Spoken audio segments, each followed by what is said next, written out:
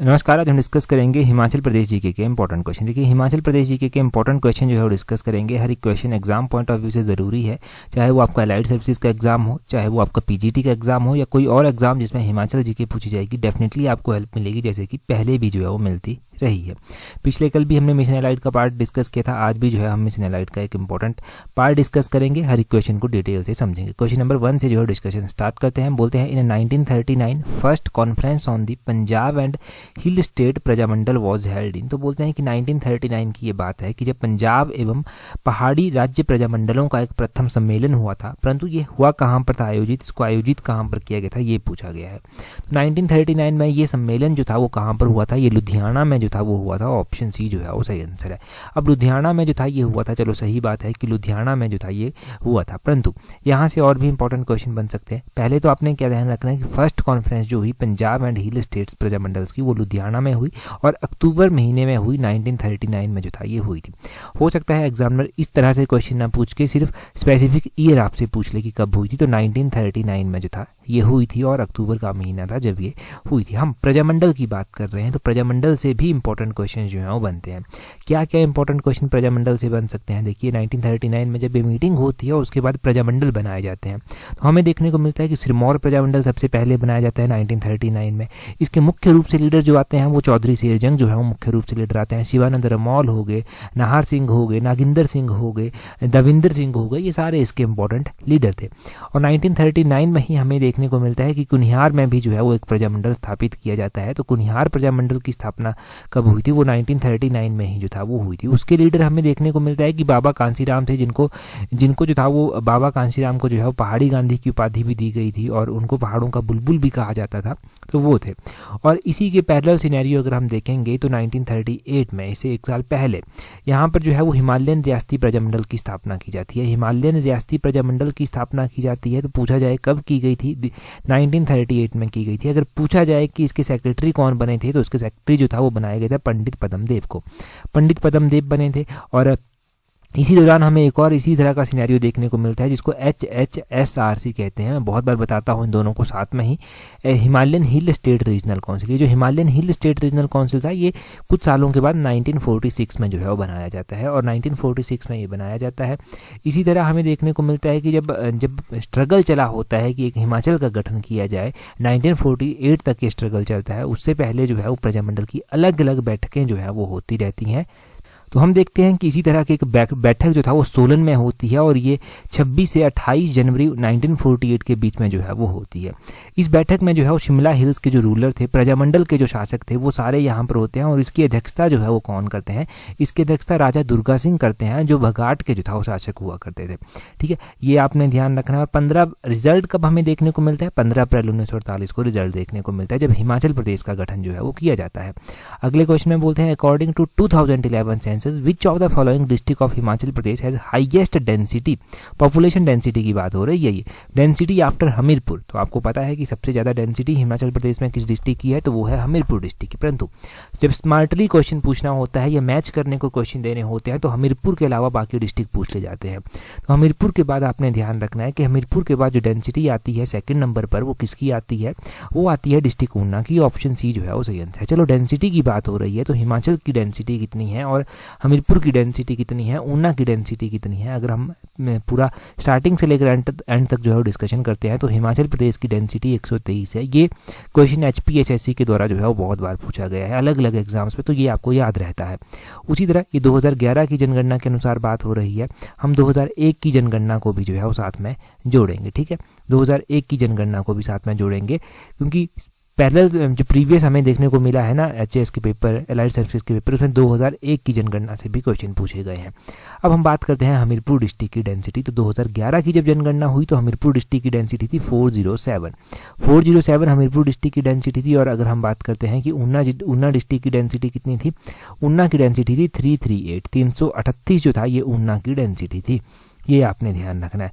और उसी तरह अगर हम बात करते हैं 2001 की जनगणना के अनुसार, तो 2001 की जनगणना के अनुसार जो था हम बात करें हमीरपुर डिस्ट्रिक्ट की, तो हमीरपुर डिस्ट्रिक्ट की डेंसिटी थी 369, ये हमीरपुर डिस्ट्रिक्ट की डेंसिटी थी। और अगर हम बात करें ऊना डिस्ट्रिक्ट की, तो ऊना डिस्ट्रिक्ट की थी 291 डेंसिटी। ये डेंसिटी जो है ये पर स्क्वायर किलोमीटर पर पॉपुलेशन जो है वो आती है। और सेंसस के पॉपुलेशन सेंसस जो हुआ था 2011 का और 2001 का, उसके अकॉर्डिंग बात कर रहे हैं। अब 123 तो थी 2011 की जनगणना के अनुसार, परंतु 2001 की जनगणना के अनुसार ये कितनी थी, ये थी 109। तो ये 109 भी आपको ध्यान रखना है। तो कंफ्यूज तो नहीं हुए किसी कॉन्सेप्ट को लेकर। मैं एक बार फिर से बताता हूँ जल्दी से।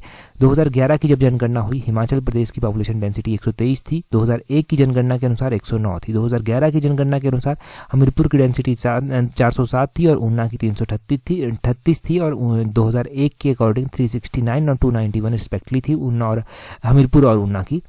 तो ये सिनेरियो आप ध्यान रखें, ठीक है जी। इतना बहुत है, अगर इतना याद रख लिया ना आज के लिए तो इतना बहुत है। ये तो आपको पता ही है ना कि जो चीज़ें आपकी किताबों में नहीं है उनके नोट्स आपको अलग से बनाने हैं, ठीक है। ये नोट्स आपके पास होने चाहिए। जैसे ये क्वेश्चन नहीं होगा किताबों में, तो इस तरह की चीज़ें आपको लिख लेनी है अपने शॉर्ट नोट्स में, ताकि एग्जाम से पहले एक बार रिवाइज हो सके। और जब भी मैं कोई इससे जुड़ी हुई बात बताऊंगा तो उसको भी वहां पर ऐड कर लेना। अगले क्वेश्चन में बोलते हैं, at which place in Chamba district a large cement plant is propose to be set. अब ये प्रपोज किया गया है कि चंबा जिले में भी जो है एक बड़ा सीमेंट का प्लांट जो है वो बनाया जाएगा, सीमेंट की फैक्ट्री जो है वो यहाँ पर खोली जाएगी, परंतु चंबा में कहाँ पर। क्वेश्चन पूछने वाला तो यही पूछेगा ना कि कहाँ पर चंबा में। ये बात है बरोह सिंध की, ऑप्शन ए जो है वो सही आंसर है। बरोह सिंध में ये बात की गई कि यहाँ पर जो है एक बड़ा सीमेंट का प्लांट जो है वो खोला जाएगा।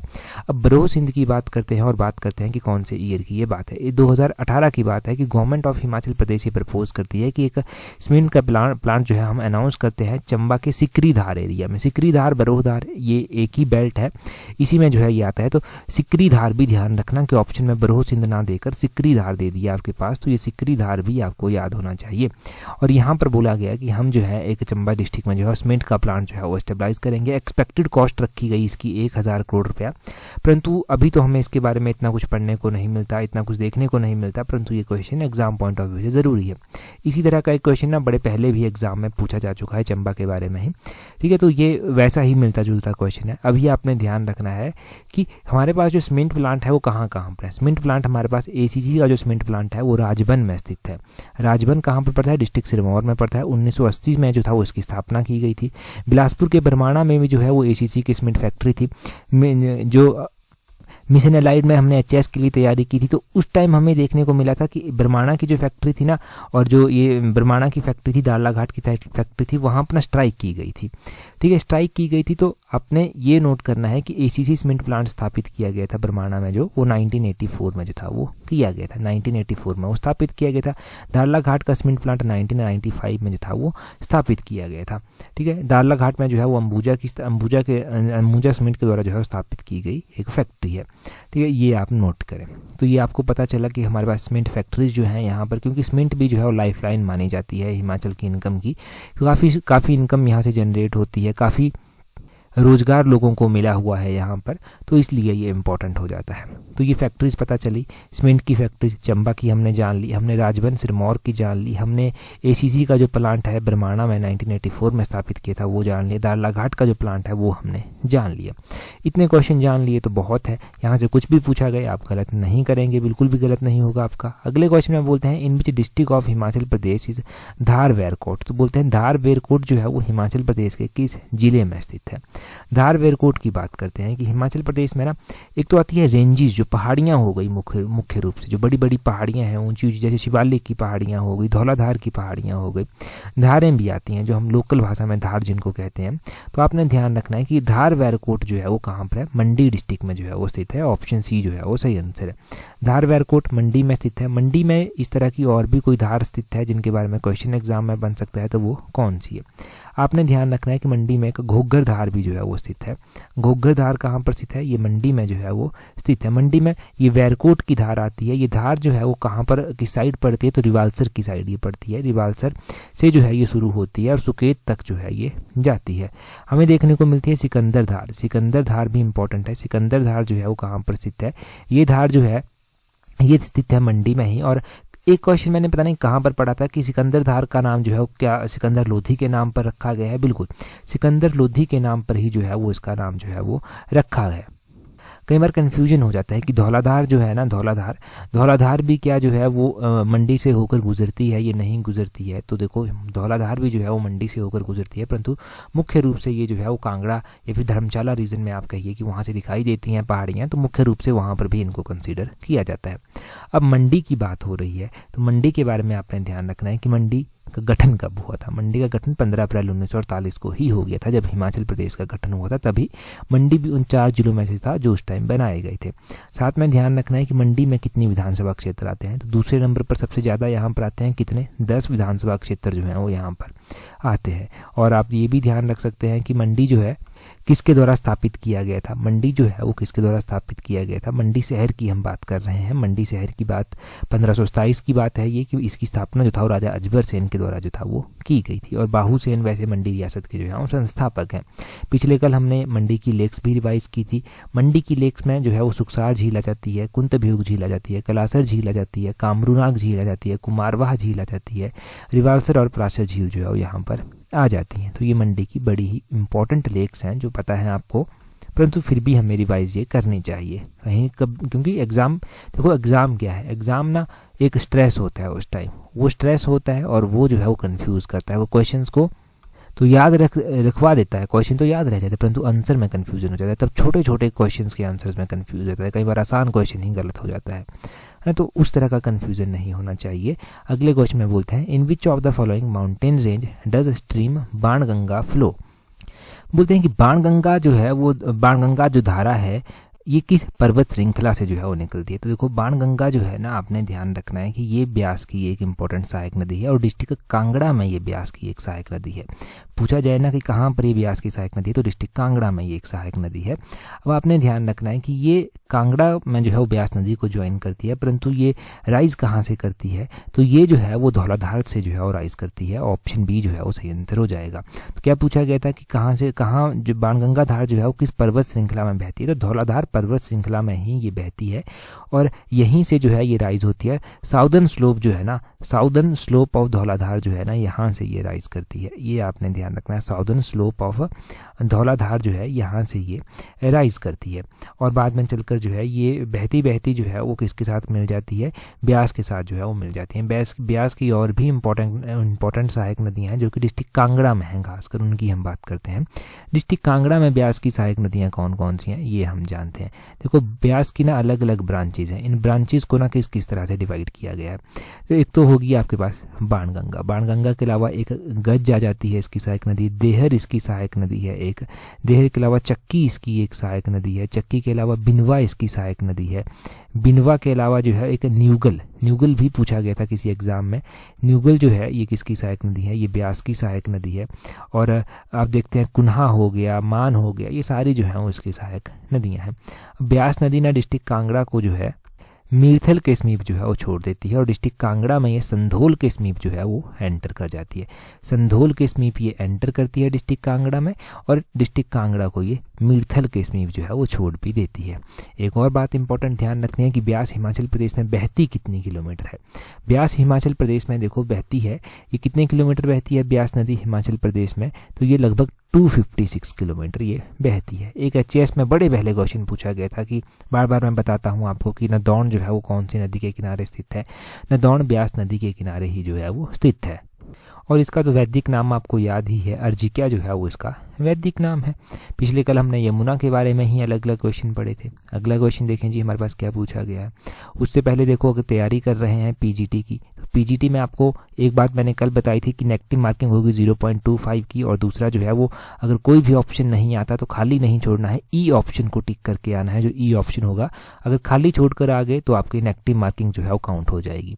और दूसरा आपको अगर टेस्ट सीरीज प्रैक्टिस करनी है तो टेस्ट सीरीज प्रैक्टिस करने के लिए जो है वो आपको क्या करना है, आपको नीचे डिस्क्रिप्शन बॉक्स कमेंट बॉक्स में जो लिंक दिए गए हैं वहाँ से आप जो है वो टेस्ट सीरीज को अवेल कर सकते हैं। और टेस्ट सीरीज ज्वाइन करने के बाद टेस्ट सीरीज का जो ग्रुप है ना उसको ज़रूर ज्वाइन कर लेना, वो बहुत ज़रूरी है, वहाँ से आपकी हेल्प मिल जाएगी। और अभी तो सही टाइम है और बहुत सही टाइम है अभी कि आप टेस्ट सीरीज प्रैक्टिस कर लें अगर आप करना चाहते हैं। अगला क्वेश्चन देखते हैं हमारे पास क्या बोलते हैं। During the reign of Firoz Shah Tughlaq who was the ruler of Kangra.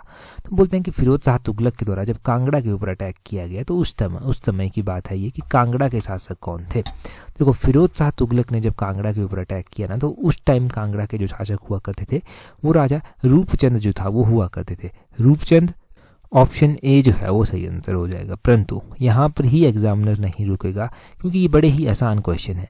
देखो, यहाँ पर ना रुक के एग्जामिनर कुछ और भी तो पूछ सकता है। क्या पूछ सकता है कुछ और में आपसे ये पूछा जा सकता है कि फिरोज शाह तुगलक के द्वारा अटैक कब किया गया था। परंतु अटैक कब किया गया था वो भी आसान ही है। कब किया गया था फिरोज शाह तुगलक के द्वारा अटैक, तो आपने ध्यान रखना है कि 1365 में फिरोज शाह तुगलक ने जो था वो कांगड़ा पर जो था वो अटैक किया था। रूपचंद जो था वो उस टाइम यहाँ का शासक हुआ करता था। उससे पहले भी कांगड़ा पर अटैक हुआ। कांगड़ा पर 1009 में जो था वो अटैक किया गया। 1009 में जब अटैक किया गया तो आपने ध्यान रखना है कि मोहम्मद जो गजनवी था उसके द्वारा जो था वो अटैक किया था। और मोहम्मद गजनवी के बाद फिर से यहाँ पर अटैक हुआ। मोहम्मद गजनवी के बाद 1337 में यहाँ पर अटैक होता है। फिर से 1337 में मोहम्मद बिन तुगलक जो था वो यहाँ का मोहम्मद बिन तुगलक ने जो था वो अटैक किया था। और मोहम्मद बिन तुगलक ने यहाँ पर अटैक किया और 1365 में फिर फिरोज शाह तुगलक यहाँ पर अटैक करने आता है। और फिर ज्वालामुखी की किताबों को भी जो था वो लूटा गया था फिरोज शाह तुगलक के द्वारा। लगभग कहते हैं कि इन किताबों को लूट कर जो था वो इनका ट्रांसलेशन जो था वो बाद में संस्कृत में करवाया गया था। वो क्वेश्चन हम आगे पढ़ेंगे भी अभी।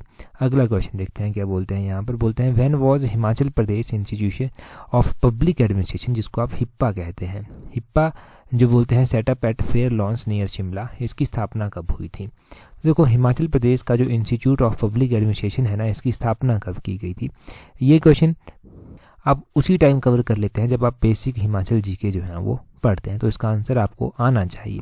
अभी मैं आंसर बताऊंगा तब तो आपको याद आ जाएगा, परंतु एग्जाम में ना यही क्वेश्चन गलत भी हो जाते हैं। Himachal Pradesh institution of public administration HIPA जो है ना, उसकी स्थापना 1974 में की गई थी। ऑप्शन सी जो है वो सही आंसर है। फेयर लॉन्स शिमला में जो है ये स्थित है ये इंस्टीट्यूशन। यहाँ पर आपको ये पता होना चाहिए कि एचएस जो अधिकारी है ना उनको जो है वो ट्रेनिंग जो है वो दी जाती है। साथ में ध्यान रखना है कि इस संस्था के जो पहले जो प्रशासक बने थे या फिर अध्यक्ष आप कह लीजिए, चेयरमैन, वो कौन बने थे। तो वीके शर्मा जो था वो हिमाचल प्रदेश इस लोक प्रशासन संस्थान के जो था वो पहले अध्यक्ष बने थे। वीके शर्मा, आपने ध्यान रखना है, वीके शर्मा इनका नाम है, ये आपको याद होना चाहिए। और साथ में ही आप ध्यान रखें कि कल हमने जो था वो 1983 का एक क्वेश्चन पढ़ा था कि हिमाचल प्रदेश में जो है वो लोकायुक्त जो विधेयक है वो पारित कर दिया जाता है और टीवी या तत्ताचारी जो है वो पहले लोकायुक्त जो है वो बना दिए जाते हैं। उसके बाद हमने पढ़ा था 1984 का एक क्वेश्चन। 1984 का हमने क्या क्वेश्चन पढ़ा था कि हिमाचल प्रदेश में जो है वो Hindu public religious institution and charitable endowment जो एक्ट था वो कब एनेक्ट किया गया था, जिसको हिंदी में आप हिंदू सार्वजनिक धार्मिक संस्थान और धर्मार्थ बंदोबस्ती अधिनियम कहते हैं। पिछले कल की वीडियो में देखना, वो 1984 में स्थापित एनेक्ट जो था वो किया गया था। और ये क्वेश्चन पूछा गया था प्रीवियसली पीजीटी में, ये 1984 का क्वेश्चन है। फिर उसके बाद हमने 1984 के बाद जो था वो 1985 में भी पढ़ा था कि हिमाचल प्रदेश में 1985 में एक यूनिवर्सिटी की स्थापना जो है वो की जाती है। ये यूनिवर्सिटी जो है वो नौणी में स्थापित की जाती है और डॉक्टर यशवंत सिंह परमार जी के नाम पर इसको नाम दिया जाता है। Doctor Y S. Parmar horticulture and forestry university जो है वो इसको कहा जाता है।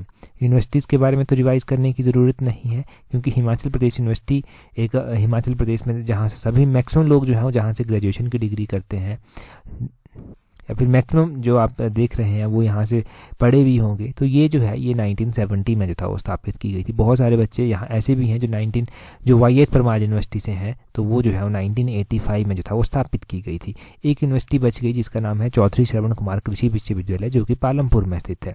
उसकी स्थापना कब की गई थी, तो उसकी स्थापना 1978 में जो था वो की गई थी। तो ये आप तीनों चीज़ें ध्यान रखें। अगला क्वेश्चन देखते हैं हमारे पास क्या पूछा गया है। नेक्स्ट क्वेश्चन में पूछा गया है, यहाँ पर बोलते हैं in which of the following month Cherwal festival celebrated. तो ये तो टेस्ट सीरीज में भी क्वेश्चन मैंने डाला है कि चेरवल मेला जो है वो कब मनाया जाता है। अब ये थोड़ा सा ना पढ़ा भी होगा बेशक आपने, पर याद रखने में फिर भी दिक्कत होती है। बाधों के महीने में ये मनाया जाता है। ऑप्शन बी जो है वो सही आंसर है। अब चेरवल महीना चेरवल फेस्टिवल जो है, फेयर जो है, ये कौन से महीने में मनाया जाता है, ये नहीं भूलना चाहिए कि बाधों के महीने में ये मनाया जाता है। और अगर हम मॉडर्न कैलेंडर के अकॉर्डिंग बात करते हैं तो अगस्त महीने के बीच जैसे में जो है ये मनाया जाता है। कौन से डिस्ट्रिक्ट में मनाया जाता है, तो डिस्ट्रिक्ट चंबा में जो है ये मनाया जाता है। ये आपने ध्यान रखना है, डिस्ट्रिक्ट चंबा का ये फेस्टिवल है। डिस्ट्रिक्ट चंबा में जो है वो मिंजर मेला भी जो है वो लगता है, जो सेकंड संडे ऑफ सावन मंथ को स्टार्ट हो जाता है। डिस्ट्रिक्ट चंबा के चौगान में जो है ये मेला लगता है। डिस्ट्रिक्ट चंबा में ही जो है वो सूही मेला भी जो है वो लगता है। सूही मेला जो है वो डिस्ट्रिक्ट चंबा में अप्रैल के महीने में जो है वो लगता है। अभी कौन कौन से मेले हुए, अभी लवी मेला जो था वो हुआ था, जो कि रामपुर बुशहर में जो है वो लगता है। लगभग 300 साल पुराना ये मेला है। और आपने ध्यान रखना है कि रेणुका मेला भी जो है वो अभी कुछ टाइम पहले ही जो है वो हुआ है। रेणुका डिस्ट्रिक्ट सिरमौर में जो है वो मेला लगता है और दिवाली के 10 दिन बाद जो है ये मेला स्टार्ट हो जाता है। और रेणुका मेला जो है ये एक इंटरनेशनल लेवल का मेला है, ये भी आपने ध्यान रखना है, तो ये मेला भी नोट करना है। ठीक है, रेणुका हो गया, चेरवेल हो गया, और हमने बहुत सारे फेयर फेस्टिवल हिमाचल के पढ़ लिए है ना। कुल्लू का तो दशहरा भी रह गया। कुल्लू का दशहरा तो आप कैसे भूल सकते हैं। कुल्लू डिस्ट्रिक्ट जब हमने ब्लोकरा सीरीज में जो था वो कवर किया था तो हमने राजा जगत सिंह के बारे में पढ़ा था, जो भगवान रघुनाथ की मूर्ति लाई गई थी और फिर उसके बाद जब ये मेला जो था वो स्टार्ट किया गया था। इंटरनेशनल लेवल का मेला है। अगला क्वेश्चन देखें क्या बोलते हैं who was the court poet of Raja Dharamchand of Kangra who wrote Dharamchandra Natak around 1562। तो बोलते हैं कि कांगड़ा के राजा धर्मचंद के दरबारी कवि कौन थे जिन्होंने 1562 के आसपास धर्मचंद नाटक भी जो था वो लिखा था। तो कांगड़ा के राजा धर्मचंद के ये दरबारी हुआ करते थे। इनका नाम था मानिक चंद। ऑप्शन बी जो है वो सही आंसर है। मानिक चंद इनका नाम था और इन्होंने धर्मचंद नाटक जो था वो लिखा था। ये नाटक इनके द्वारा 1562 में जो था वो लिखा गया था। तो यहाँ से भी क्वेश्चन बने हैं। आई थिंक एनटी के मेंस में भी क्वेश्चन बने हैं इससे, तो एग्जैक्टली तो ध्यान नहीं, पर शायद बना है एनटी के मेंस में क्वेश्चन। एनटी का मेंस पहले एमसीक्यू बेस्ड होता था, तब उस टाइम शायद यहाँ पर क्वेश्चन बना था, या फिर एनटी में ही बना होगा, परंतु यहाँ से क्वेश्चन बने हैं। ये क्वेश्चन प्रीवियस ईयर का है। चलो यहाँ से तो हम इतना ही डिस्कस करते हैं, परंतु हम ना कुछ किताबें रिवाइज करेंगे। अभी किताबें इसलिए रिवाइज करेंगे क्योंकि थोड़ा सा ये हमारा कल्चर या फिर किताबों से मिलता जुलता क्वेश्चन है। और पिछले कल हमने किताबें पढ़ी भी थी, एक इंपॉर्टेंट किताब हमने पढ़ी थी, वो भी अभी रिवाइज हो जाएगी। हमने कौन सी किताब पढ़ी थी? हमने पढ़ी थी हिमालयन ड्रीमलैंड जर्नी टू किन्नर लोक। ये किताब हमने पढ़ी थी और ये किताब के मैत्रेय के द्वारा जो है वो लिखी गई है। एक तो ये किताब हो गई। इसके अलावा मैंने बड़ी बेसिक किताबें जो बार बार हिमाचल के एग्जाम्स में पूछी गई हैं वो भी रिवाइज करवाई थी। एक बार फिर से रिवाइज करते हैं उनको। तो उन किताबों में आप देखिए, ये है एक पहली तारीख़े रियासत सिरमौर किताब। ये जो तारीख़े रियासत सिरमौर किताब थी ये किसके द्वारा लिखी गई थी? ये रणजौर सिंह के द्वारा जो था वो लिखी गई थी। Bilaspur past present and future किताब जो था वो लिखी गई थी राजा आनंद चंद के द्वारा, और राजा आनंद चंद ने Bilaspur a people of betrayed किताब भी जो था वो लिखी थी। कुल्लू तो देश की कहानी किताब किसके द्वारा लिखी गई है? कुल्लू तो देश की कहानी किताब जो है वो लालचंद पारथी के द्वारा जो है वो लिखी गई है। और लालचंद पारथी के द्वारा ये किताब लिखी गई है। किन्नर प्रदेश किताब और हिमालयन परिचय किताब राहुल संकृत्यान के द्वारा लिखी गई है। कल हमने किन्नर प्रदेश करके किताब ये पढ़ी थी। हमने पढ़ा था हिमालयन आर्ट किताब जेसी फ्रैंक के द्वारा लिखी गई थी। प्राचीन हिमाचल किताब एलपी पांडे ने लिखी है। अबॉर्ड ऑफ गॉड किताब एंड्रयू विल्सन ने लिखी है। Shimla past present and future किताब शिमला पास्ट एंड प्रेजेंट, ये किताब जो है वो ईजे बक के द्वारा लिखी गई है। शिमला पास्ट एंड प्रेजेंट किताब है ये। पहाड़ी चित्रकला किताब के एल वैद्या के द्वारा जो है वो लिखी गई है। और हिमाचल प्रदेश परिचय हिमाचल अतीत वर्तमान और भविष्य एक झलक, ये दो किताबें हैं जो कि देवराज शर्मा के द्वारा लिखी गई है। Travel in Kashmir and Ladakh, ये विग्ने के द्वारा जो है वो किताब लिखी गई है। तो ये इंपॉर्टेंट बुक्स हो गई जो हमने पहले पढ़ रखी हैं। तो ये किताबें आपको ध्यान रखनी है। सारी की सारी किताबें ना एग्जाम पॉइंट ऑफ व्यू से ज़रूरी हैं क्योंकि पहले ये पूछी जा चुकी हैं। प्रीवियसली नोट ही वो किताबें की हैं जो पहले पूछी जा चुकी हैं, तो इसलिए इनको ध्यान रखें। अगर आपको ध्यान होना तो मैंने कुछ माइंड मैप्स भी आपके साथ डिस्कस की थी। जैसे रिवर्स का माइंड मैप डिस्कस किया था, आपके साथ शेयर किया था, उसका फ़ोटो कहेंगे आप। लेक्स का किया था, इंपॉर्टेंट पासिस का किया था, वो मैंने व्हाट्सएप ग्रुप पर साइड किया था। तो व्हाट्सएप ग्रुप पर ज्वाइन कर लेना, वहाँ पर भी आपको वो चीज़ें मिल जाएंगी। वहाँ पर हम daily trivia of the day यानी कि क्वेश्चन जीके का डालते रहते हैं, वो भी आपको मिल जाएगा। तो प्रैक्टिस ही करनी है ना कहीं से, तो वो प्रॉपरली हम करवाते रहते हैं। देखते हैं जी नेक्स्ट क्वेश्चन हमारे पास क्या पूछा गया है। बोलते हैं अगले क्वेश्चन में, on which river is Champapattan bridge which being without pillars is the first of its kind in Himachal Pradesh. तो चंपापत्तन ब्रिज जो है वो कहाँ पर स्थित है? अब इसकी खासियत ये है कि ये बिना खंभों वाला एक ब्रिज है। मतलब जैसे यहाँ से लेकर यहाँ तक ये ब्रिज है ना, तो बीच में कोई नहीं है इस तरह का पोल, ठीक है, ये चीज़ नहीं है बीच में। तो इस तरह का ब्रिज जो है वो बोलते हैं कहाँ पर है अपनी तरफ का पहला ब्रिज। ये चंपापत्तन ब्रिज जो है ये ब्यास नदी के ऊपर जो है वो बना हुआ है। टेस्ट सीरीज़ का ये क्वेश्चन है, एलाइड की टेस्ट सीरीज में डिस्कस हुआ है। तो देखो ब्यास नदी के ऊपर जो है ये बना हुआ है। यहाँ पर लिखा भी गया है कि चंपापत्तन ब्रिज, ये ना समझें कि चंबा में स्थित है, ये डिस्ट्रिक्ट कांगड़ा में जो है वो स्थित है और ब्यास नदी के ऊपर जो है वो बना हुआ है। हाँ, चंपापत्तन नाम सुनकर ये लगेगा। और रावी नदी फटाफट डिस्कस कर देंगे कि रावी नदी जो है वो डिस्ट्रिक्ट चंबा में बहती है। चंबा शहर रावी नदी के किनारे स्थित है, तो वहीं पर कहीं पर होगा। तो ऐसा ना सोचें, क्योंकि ये ब्यास नदी के ऊपर बना हुआ है और डिस्ट्रिक्ट कांगड़ा पर जो है वो स्थित है, ये ध्यान रखना है। एलाइड सर्विसेज की भी टेस्ट सीरीज अगर आप प्रैक्टिस करनी है आपको, तो उसका लिंक नीचे डिस्क्रिप्शन बॉक्स कमेंट बॉक्स में दिया गया है। बहुत ही सिलेक्टेड और बहुत ही लिमिटेड टाइम है आपके पास रिवीजन के लिए, तो उस लिमिटेड और सिलेक्टेड टाइम में ना आप बड़ी सिलेक्शन के साथ जो है क्वेश्चन प्रैक्टिस कर सकते हैं टेस्ट सीरीज के थ्रू। नीचे डिस्क्रिप्शन बॉक्स में इसका लिंक भी जो है वो दिया गया है। काफ़ी लोग जुड़ चुके हैं, आप भी जुड़ जाएँ अगर अभी तक नहीं जुड़े हैं। बाकी बात करते हैं ना ब्यास नदी की, तो इसके बारे में हम पहले ही बहुत कुछ जान चुके हैं, परंतु यहाँ पर देखिए आप, यहाँ पर क्वेश्चन है, बोलते हैं in which year did sir Henry Lawrence and his wife Honoria found the Lawrence school at Sanawar. तो बोलते हैं कि ये जो लॉरेंस स्कूल सनावर में फाउंड किया गया था सर हेनरी लॉरेंस और उनकी पत्नी के द्वारा, ये कौन से ईयर में स्थापित किया गया था। 4 ऑप्शंस आपके पास दी गई हैं। पिछले कल हमने इस क्वेश्चन को डिटेल से डिस्कस किया था। हमने जाना था कि कहाँ पर ये स्थित है सनावर में, कहाँ पर ये स्कूल जो है, इसका मोटो क्या है, लोगो क्या है, तो वो चीज़ें हमने पढ़ी हैं। आप कमेंट करके जो है वो जल्दी से बता दीजिए, एक अच्छा रिवीजन आपका हो जाएगा पिछले कल की वीडियो से। और पिछले कल के काफ़ी क्वेश्चंस हमने आज रिवाइज भी किए हैं, तो जल्दी से कमेंट करके बता दें।